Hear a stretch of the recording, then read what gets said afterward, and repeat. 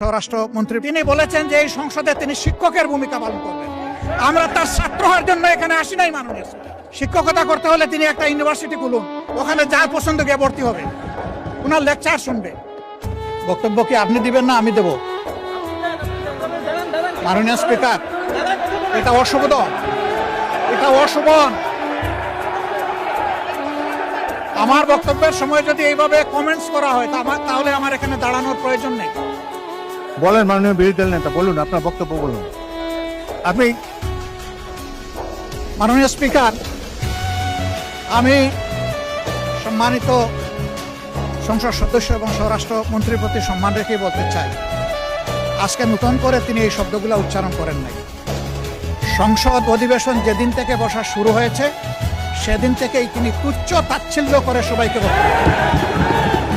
উনি নিজেকে কি মনে করেন আমি বুঝতে পারি। এমনকি তিনি সেই দুঃসাহস এখানে দাঁড়িয়ে তিনি দেখিয়েছেন, তিনি বলেছেন যে এই সংসদে তিনি শিক্ষকের ভূমিকা পালন করবেন। আমরা তার ছাত্র হওয়ার জন্য এখানে আসি নাই। মাননীয় শিক্ষকতা করতে হলে তিনি একটা ইউনিভার্সিটি খুলুন, ওখানে যার পছন্দ গিয়ে ভর্তি হবে, ওনার লেকচার শুনবে। আজকে একই বক্তব্যে দুইবার উনি অ্যাটাক করে ফেললেন।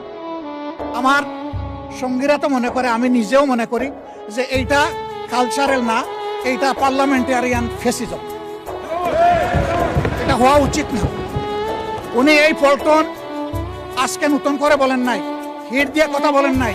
আজকে আমি সুস্পষ্টভাবে দায়িত্ব নিয়ে বলছি, এই পার্লামেন্টের সৌন্দর্য বিধানের জন্য উনাকে দুঃখ প্রকাশ করতে হবে এবং উনার বক্তব্য সংসদের এই কার্যপ্রণালী থেকে এক্সপান্ড করতে হবে।